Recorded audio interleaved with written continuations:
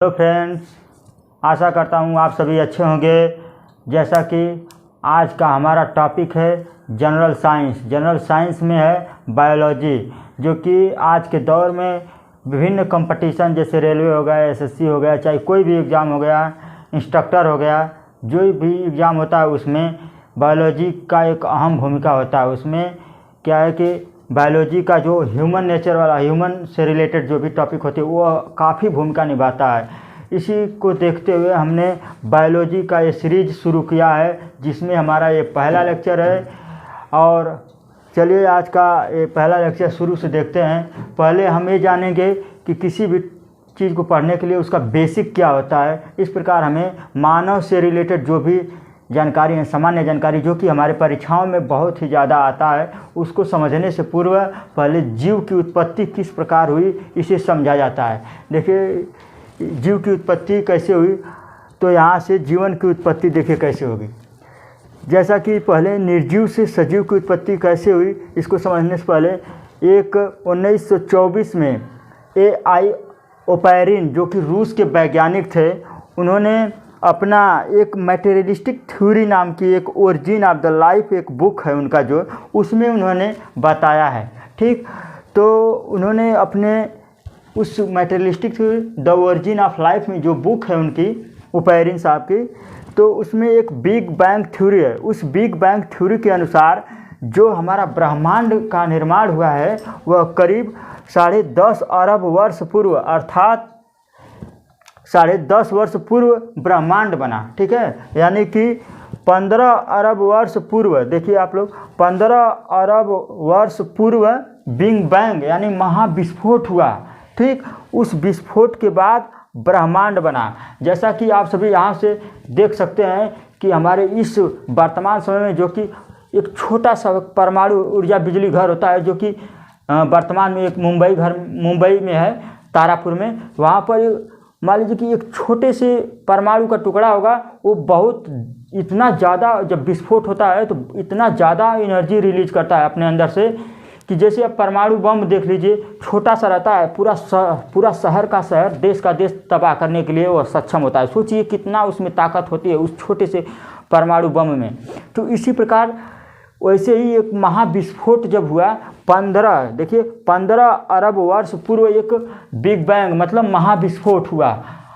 उस विस्फोट के बाद ब्रह्मांड में एक ऊर्जा का रिलीज हुआ, बहुत ज़्यादा ऊर्जा का रिलीज हुआ, जिससे एक ब्रह्मांड की उत्पत्ति हुई। ब्रह्मांड की उत्पत्ति अर्थात 10.5 अरब वर्ष यानी कि 4.5 अरब वर्ष बाद, यानी जब बिग बैंग विस्फोट हुआ उसके 4.5 अरब वर्ष बाद, ठीक, सौरमंडल बना। ठीक है, सौरमंडल बनने का मतलब हो गया कि उस ब्रह्मांड जब उत्पत्ति होगी तो सौरमंडल बनेगा। ब्रह्मांड से छोटा सौरमंडल होता है, और जब सौरमंडल बना तो सौरमंडल, जबकि सौरमंडल बनने का मतलब कि उससे छोटा जो उसमें तारा हो गया, ग्रह हो गए, इन सभी का निर्माण होने लगा। इसी के बाद सौरमंडल बड़ा होता है, उससे छोटा जो है कि तारा, ग्रह, उपग्रह, ये सब होते हैं। इस प्रकार ब्रह्मांड बना। बिग बैंग के बाद, बिग बैंग थ्योरी जो है उसके अनुसार जब विस्फोट हुआ तो ब्रह्मांड का निर्माण हुआ, यानी कि 10.5 अरब वर्ष बाद, यानी कि 4.5 अरब वर्ष बाद जब ब्रह्मांड बना, फिर सौरमंडल बना। इसके बाद एक ज्वलित गैस का पिंड के रूप में एक निर्माण हुआ, जो कि आज के दौर में पृथ्वी के नाम से जानी जाती है। ठीक है, यानी उसके बाद 10.6 अरब वर्ष बाद जब ये पृथ्वी बनी, गैस के गोले के रूप में थी, और उसके 10.6 अरब वर्ष के बाद अब वहाँ से गैसीय पिंड पर अब भूपटल का निर्माण यानी जमीन के बनना शुरू हो गया। जैसे जैसे ठंडा होती गई पृथ्वी, तो यह समय जो अभी तो जीव की उत्पत्ति नहीं हुई थी, जो ये प्रक्रिया चल रही थी, उसे अजीवीय महाकल्प के नाम से जाना जाता है। उस समय को जब से जीव निर्माण नहीं हुआ था, उस समय को जब पृथ्वी बनी, उस समय तक जीवन के निर्माण प्रक्रिया से पहले अजीवीय महाकल्प के नाम से, यानी यह जो एजोइक एरा के नाम से जाना जाता है। भूपटल स्थापना से जो आज तक का समय है उसे जीवीय महाकल्प यानी कि जोइक एरा के नाम से जाना जाता है।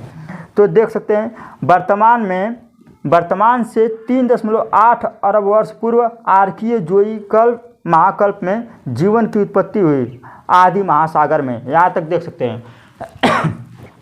तो यहाँ देखिए, जब ये जोईक यानी जब जीवों की उत्पत्ति हुई, जब से उस वाले समय में, यानी जीवन की उत्पत्ति एक बहुत जटिल प्रक्रिया, यानी कि उसको जीवन के निर्माण में जो भी समय लगा, उस समय में जो आज से यानी वर्तमान से 3.8 अरब वर्ष पूर्व आर्कियो जोईक महाकल्प के नाम से जाना गया है। यानी जोईक एरा है जो, यानी जोईक एरा के अंतर्गत ही आर्कियो जोईक महाकल्प आता है। अर्थात वर्तमान से 3.8 अरब वर्ष पूर्व आर्कियो जोईक महाकल्प में, यानी एक समय को दर्शाता है।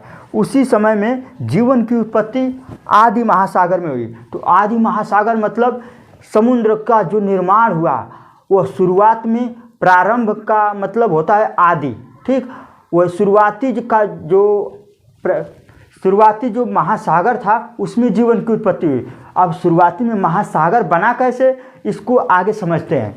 देखिए, मैटेरियलिस्टिक थ्योरी जो कि ओरिजिन ऑफ लाइफ, जो कि ए.आई. ओपेरिन की जो एक मैटेरियलिस्टिक थ्योरी बुक है, कौन, द ओरिजिन ऑफ लाइफ, ठीक। इसी बुक में ए.आई. ओपेरिन ने कुछ अपने नियम सिद्धांत बनाए हैं, जिसके अनुसार इसको सिद्ध किया जा सकता है कि शुरुआत में महासागर बना और उसी महासागर में जीव की उत्पत्ति हुई।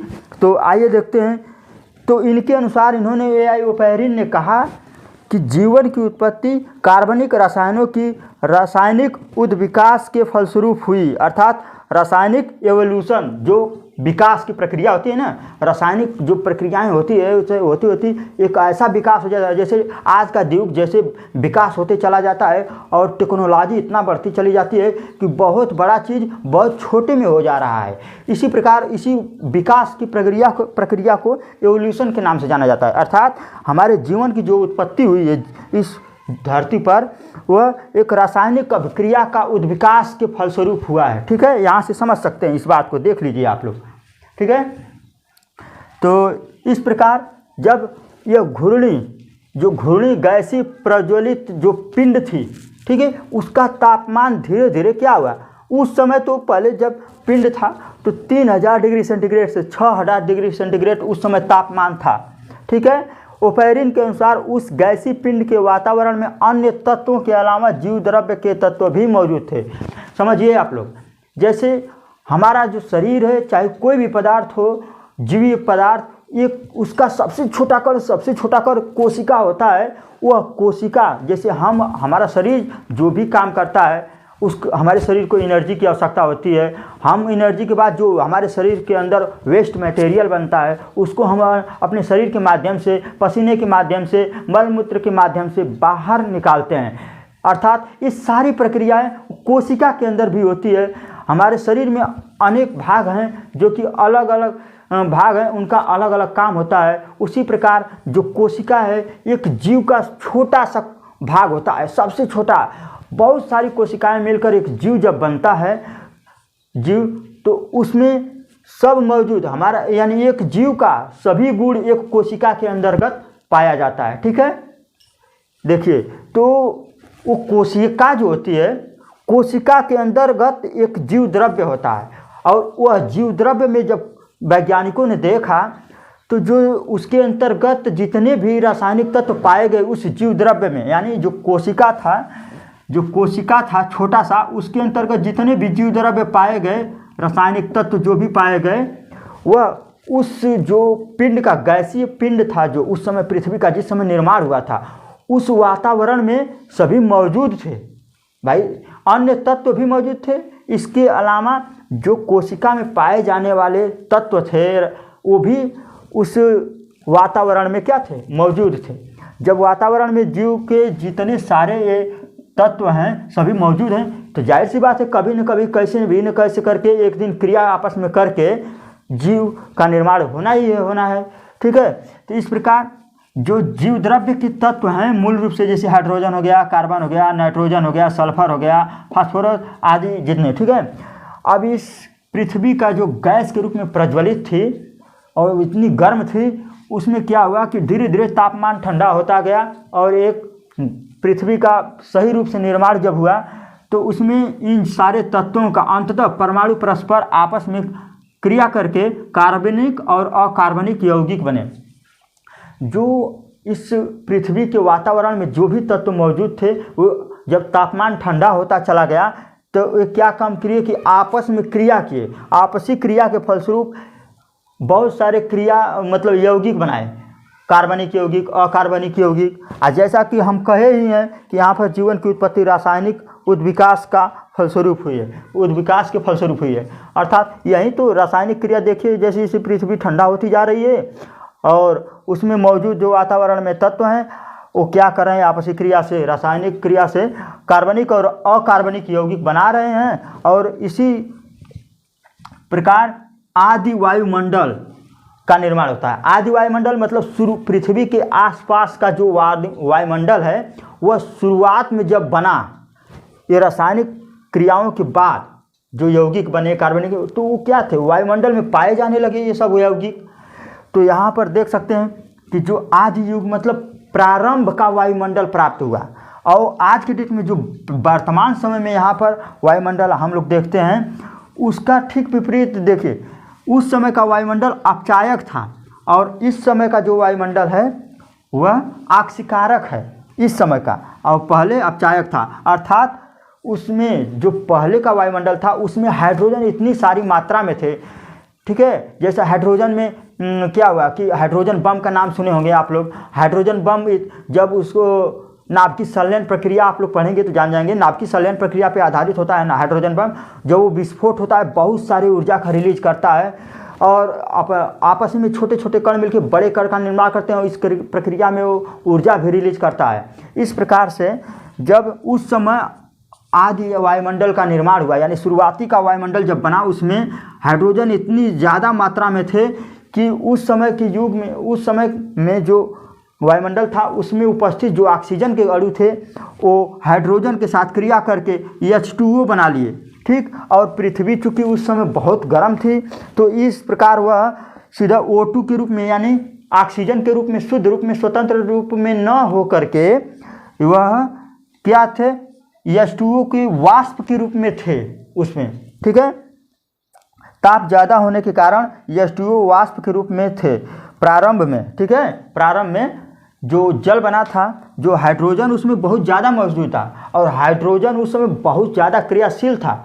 इस प्रकार जो ऑक्सीजन के अणु घूम रहे थे उसके शुरुआती दौर में ऑक्सीजन के साथ क्रिया करके H2O बना करके एक जल वाष्प बना दिया, ठीक है, क्योंकि ताप तो उस समय ज़्यादा था, ठीक है। आगे देखते हैं। इस प्रकार जो अमोनिया था, नाइट्रोजन थे, जो फ्री तत्व नाइट्रोजन थे वो हाइड्रोजन के साथ मिलकर के अमोनिया बना लिए और भी सारे तत्व आपस में मिलकर के इसी प्रकार से यौगिक का निर्माण किए और सभी वाष्प के रूप में शुरुआती के वातावरण में पड़े हुए थे, ठीक है। तो यहाँ पर देखते हैं जैसे जैसे तापमान गिरता गया अन्य अणुओं की आपसी क्रिया स्वरूप कार्बनिक यौगिक बने। जो यौगिक जीव द्रव्य के थे, ठीक है, जो शुरुआत में जब और भी ताप ठंडा हुआ तो जो यहाँ पर यौगिक दो तत्व मिलकर यौगिक बनाते हैं, जैसे NH3 है, इसमें नाइट्रोजन है, हाइड्रोजन है, एक अलग अलग तत्व हैं, ठीक है। आपस में मिलकर जब ये आपसी क्रिया करते हैं, यानी कि जब तापमान गिरता है तो आपसी क्रिया में ये सब जो क्रिया करके यौगिक का निर्माण करते हैं, उन्हीं अणुओं के माध्यम से कार्बनिक यौगिक का निर्माण होता है, अकार्बनिक यौगिक का निर्माण होता है, बहुत सारे यौगिक का निर्माण होता है। उसी में जो कि हम अब यहाँ देख सकते हैं वही यौगिक वर्तमान में जो कि कोशिका होती है, कोशिका के अंदर पाए जाने वाले जीव द्रव्य के घटक के रूप में पहचाने गए, ठीक है। फिर से सुन लीजिए, जो जीव कोशिका हमारा शरीर का सबसे छोटी इकाई कोशिका होती है, कोशिका को मिला के एक बड़ा शरीर बन जाता है। तो उसी कोशिका का एक छोटा सा पार्ट जो जीव द्रव्य होता है, उस जीव द्रव्य में क्या होता है कि बहुत छोटे छोटे जो यौगिक पाए जाते हैं, तो वही जीव द्रव्य के भाग कौन, आपसी क्रिया के स्वरूप कार्बनिक यौगिक जो बने हैं वह जीव द्रव्य के एक घटक हैं, यानी कि इन्हीं घटकों से मिलकर ही इस जीव द्रव्य का निर्माण हुआ। किसके जीव द्रव्य का? कोशिका के जीव द्रव्य का, ठीक है। इस प्रकार जीव द्रव्य बन गया तो कोशिका बन गया पूरा, कोशिका बन गई। जीव द्रव्य क्या है? कोशिका का एक वातावरण है। जीव द्रव्य कोशिका का एक वातावरण है। इसी जीव द्रव्य के अंतर्गत उसके अंतर्गत जैसे हमारे शरीर के अंतर्गत अंदर जो भी क्रियाएं होती हैं, अंदर का वातावरण है, बाहर का वातावरण कुछ और है, और हमारे शरीर के अंतर्गत जो भी वातावरण है उसमें क्या है, उसी तरह एक कोशिका के अंतर्गत जो जीव द्रव्य है, इसके अंतर्गत वह वातावरण का कार्य करती है जीव द्रव्य कोशिका के अंतर्गत। ठीक है, इस प्रकार इस जो जीव द्रव्य है यहाँ से सिद्ध होता है कि जीवन की प्रक्रिया इसी से उत्पत्ति हुई। यही क्या है कि छोटा सबसे इकाई है जीवन का। ठीक है, तो यहाँ से हम सिद्ध कर सकते हैं कि यही जीवन की सबसे छोटी इकाई कोशिका के रूप में उत्पन्न हुआ। ठीक है, इस प्रकार स्टैनली मिलर जो कि यूएसए के वैज्ञानिक थे, अमेरिका के। ठीक है, 1955 में उन्होंने जो ओपैरिन नाम के जो वैज्ञानिक थे, शुरुआत में AI ओपैरिन जो रूस के वैज्ञानिक थे, उनकी कल्पना को सिद्ध किए। परिकल्पना जो दिए थे, इन्होंने एक थ्योरी दिया था ना कि जीवन क्या है, जीवन की उत्पत्ति कैसे हुई, रासायनिक प्रक्रियाओं का एक एवोल्यूशन यानी कि उद्विकास का फलस्वरूप हुई, यानी कि रासायनिक प्रक्रिया होते होते गई और एक जीव का उत्पादन हो गया, एक उत्पत्ति हो गई। ठीक है, तो इन्हीं के कॉन्सेप्ट को सिद्ध करने के लिए स्टैनली मिलर ने सिद्ध किया। तो देखते हैं कैसे सिद्ध किया। ओपैरिन की परिकल्पना को सिद्ध किए उन्होंने, ठीक, ऊर्जा की उपस्थिति में। उन्होंने क्या किया, इस वैज्ञानिक ने, कि मेथेन, अमोनिया, हाइड्रोजन, जलवाष्प, इन सभी को जो गैस है इनके मिश्रण में इलेक्ट्रिसिटी जो ऊर्जा होती है ना, इनके अंदर गैस के अंदर से प्रवाहित किया और एक नए चीज़ का निर्माण हुआ। क्या हुआ, इनके संयोजन से एक नए यौगिक यानी कि कार्बनिक यौगिक का निर्माण हुआ। ठीक है, जो कि उस कार्बनिक यौगिक का निर्माण हो गया, नीले रंग का था। तो उसको देखा गया कि वह जो पदार्थ बना है वो तो कोशिका के अंतर्गत पाए जाने वाला जो जीव द्रव्य है उसी की तरह है। तो स्टैनली मिलर जो नाम के वैज्ञानिक थे, उन्होंने सिद्ध कर दिया कि हाँ, जितने भी कार्बनिक यौगिक हैं इन्हीं को मिला करके ही एक जो यह कार्बनिक यौगिक निर्माण हुआ है। वो ठीक कह रहे थे हमारे पूर्व के वैज्ञानिक ओपैरिन, सही कह रहे थे, जो कि आज हमने सिद्ध भी कर दिया। ठीक है, तो इनको मतलब स्टैनली मिलर ने साहब ने थे तो खुश कर दिया। किसको? ओपैरिन का जो वैज्ञानिक थे, इनके कॉन्सेप्ट को सिद्ध करके दिखा भी दिया। ठीक है, शर्करा प्लस शर्करा मड, देखो कार्बनिक यौगिक मिलकर जटिल कार्बनिक यौगिक यानी बहुलक बनाते हैं। ठीक है, यहाँ से देख सकते हैं जो कार्बनिक यौगिक थे वो आपस में अब मिल करके कोई कार्बनिक यौगिक मिलता है। देखिए ये शर्करा क्या है, एक कार्बनिक यौगिक है, ये भी शर्करा कार्बनिक यौगिक है। ये दोनों आपस में मिल करके अब एक जटिल कार्बनिक यौगिक बनाने लगे। तो अब देखिए दो शर्करा मिलकर के मड बना लिए, जो हमारे शरीर के लिए आवश्यक होता है। और बसीय अम्ल, ठीक है, यहाँ से देख सकते हैं बसीय अम्ल,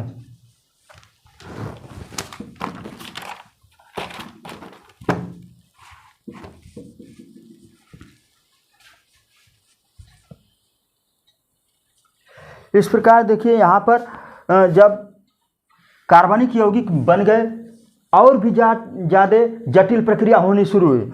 इस प्रकार ये जो कार्बनिक यौगिक शर्करा था, कार्बनिक यौगिक दूसरा शर्करा, दोनों आपस में मिल गए तो मड बन गया, जो कि हमारे शरीर के लिए आवश्यक होता है। और बसीय अम्ल, ठीक है, बसीय अम्ल और ग्लिसरॉल, ये दोनों आपस में मिल गए तो वसा के अणु बन गए, जैसे हमारे शरीर में आवश्यक होता है ना, हमारे शरीर के लिए वसा, कार्बनिक यौगिक और कार्बोहाइड्रेट, ये सब प्रोटीन वगैरह, ये सब हमारे शरीर को बहुत आवश्यकता होती है इन सबों की। आगे वाले लेक्चर में इन सभी के बारे में डिटेल रूप से पढ़ा जाएगा।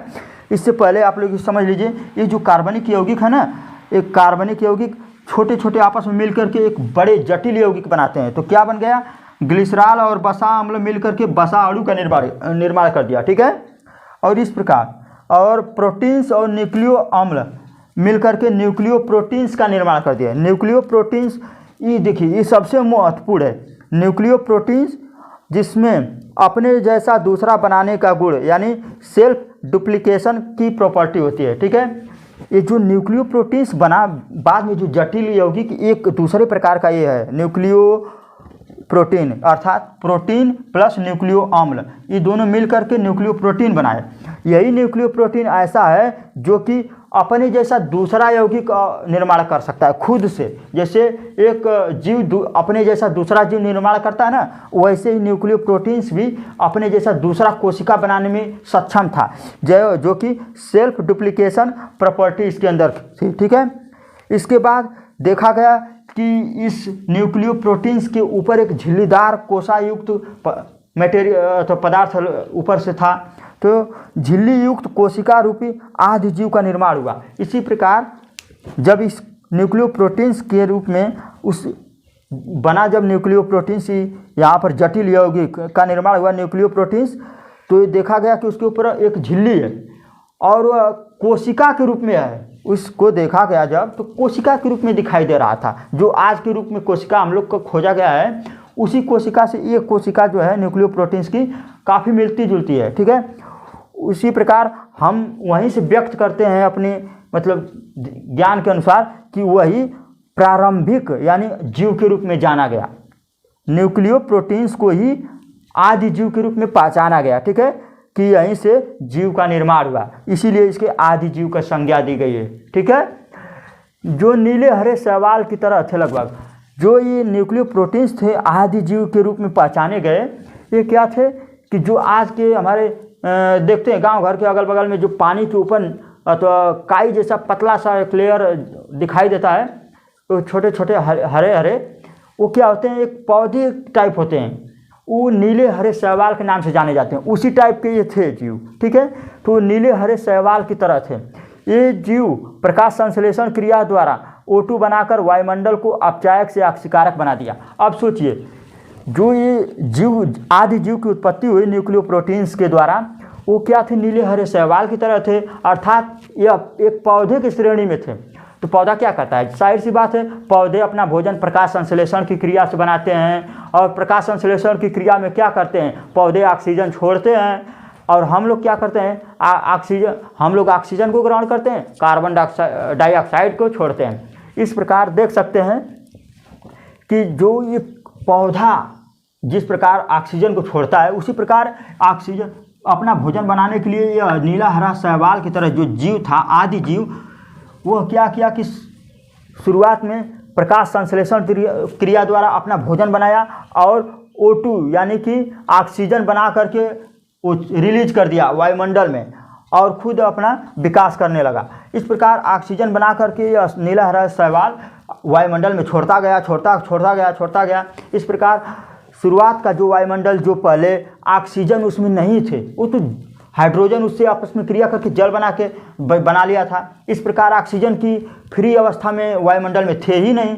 अब कोई भाई मान लीजिए शुरुआत में अगर मान लीजिए हम ही रहते वहाँ जो वायुमंडल बना था, तो हमको ऑक्सीजन नहीं मिलता, तो हम सांस नहीं ले पाते, इस प्रकार हमारी मृत्यु हो जाती।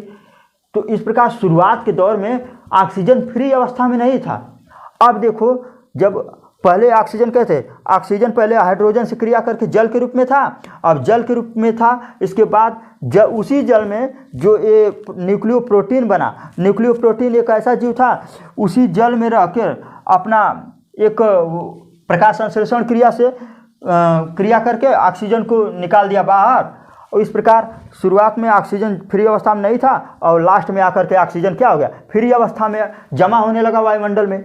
और जब वायुमंडल में ऑक्सीजन ऐसे ही नीले हरे शैवाल की तरह जो भी जीव प्रारंभ में पैदा हुए थे, उस जीव द्वारा ऑक्सीजन ज़्यादा मात्रा में रिलीज करने पर वही ऑक्सीजन हमारे वायुमंडल में उपस्थित जो मेथेन थे, यानी कि मेथेन में बोले तो क्या, मेथेन CH4, ठीक है, यहाँ पर मेथेन, तो इसमें क्या है, C है ना, इसमें ये ऑक्सीजन के अणु से मिलकर कार्बन डाइऑक्साइड बना देता है। इस प्रकार हमारे वायुमंडल में कार्बन डाइऑक्साइड भी उपस्थित हो जाती है। अब यही ऑक्सीजन जब इससे मिलता है, अमोनिया से मिलता है, तो देखिए इधर नाइट्रोजन गैस बनती है और इधर जल बन जाता है। यार इस प्रकार हमारे वायुमंडल में नाइट्रोजन गैस भी प्रचुर मात्रा में हो जाती है और जल भी हमारे वायुमंडल में उपस्थित हो जाता है। इस प्रकार वर्तमान का जो वायुमंडल है, इस प्रकार जो हमारे वर्तमान का वायुमंडल है, जो भी इसमें नाइट्रोजन, कार्बन डाइऑक्साइड और जल इस तरह से उपस्थित है, वह जो प्रारंभिक वायुमंडल था उसके ठीक विपरीत है, जो कि ये सब प्रारंभ में ये सब नहीं थे हमारे वायुमंडल में। और जब अब अंत में जो वर्तमान समय वायुमंडल है उसमें सभी में कार्बन डाइऑक्साइड है, मीथेन है और जल है, ये सभी है। ठीक है, इस तरह वर्तमान में जो वायुमंडल बना है यह हुआ। ठीक है, ये ऑक्सीजन, ये भी देखिए ये छूट गया था, जो शैवाल बने थे वहाँ पर जो प्रारंभिक जीव वो ऑक्सीजन बनाकर हमारे वायुमंडल को देने लगे, तो इसे ही ऑक्सीजन क्रांति के नाम से जाना जाने लगा उस समय। किस समय? जब ये शुरुआत में आदि जीव जो प्रारंभ में न्यूक्लियो प्रोटीन वाला जीव था, ये ऑक्सीजन बना बना कर करके प्रकाश संश्लेषण की क्रिया में किसको दिया? वायुमंडल को दिया, पृथ्वी के वायुमंडल में बहुत सारे ऑक्सीजन के कण अणु बनते चले गए, इसी को ऑक्सीजन क्रांति के नाम से जाना गया। ठीक है, अंततः यही ऑक्सीजन मीथेन से बना क्रिया करके कार्बन डाइऑक्साइड बनाया और अमोनिया से क्रिया करके नाइट्रोजन बनाया, जल बनाया। इस तरह हमारा वर्तमान वायुमंडल बना है। ठीक है, वर्तमान वायुमंडल। ठीक है, यह परिकल्पना जीवन की रासायनिक संश्लेषण के सिद्धांत के रूप में भी जाना जाता है। जैसा कि देख सकते हैं कि यहाँ पर जीवन की उत्पत्ति जो हुई है, यह एक पहले हाइड्रोजन, फिर इसके बाद हाइड्रोजन से ये सब कार्बनिक यौगिक बने हैं, कार्बनिक यौगिक। इस प्रकार अंततः जो वायुमंडल का निर्माण होता है प्रारंभ में, प्राइमर में, ये सब रासायनिक अभिक्रिया होती हैं। ठीक है, रासायनिक अभिक्रिया होने के बाद जैसे ही ताप गिरता है, रासायनिक कार्बनिक यौगिक का निर्माण होता है, जो एक कोशिका के एक विभिन्न घटक थे, और लास्ट में जीव का निर्माण हो जाता है। जो कार्बनिक यौगिक बनते हैं इसके बाद जीव का निर्माण हो जाता है। इस प्रकार इसी रासायनिक अभिक्रिया को एक वैज्ञानिक थे, इन्होंने सिद्ध करके दिखाया भी कि नहीं, हाँ कार्बनिक यौगिक के कैसे कैसे निर्माण है। उनकी उपस्थिति में कार्बनिक यौगिक को निर्माण करके उन्होंने दिखाया, जैसे उपैरिन ने सिद्ध करके दिखा भी दिया कि नहीं कार्बनिक के अनुसार। तो इस सारी प्रक्रियाओं के स्वरूप, इसीलिए प्रकाश संश्लेषण के सिद्धांत के रूप में भी इसको जाना जाता है। लास्ट में देखें ना, प्रकाश संश्लेषण क्रिया द्वारा ऑक्सीजन बना और जीवन यही से निरंतर इसी तरह बढ़ता चला गया। इस प्रकार प्रकाश, इसको ध्यान से देखिए, यह परिकल्पना जीवन का रासायनिक संश्लेषण के सिद्धांत के रूप में भी जाना जाता है। अंत में देखते हैं ना, प्रकाश संश्लेषण की क्रिया हुई है और ऑक्सीजन ढेर सारा उत्पन्न हुआ।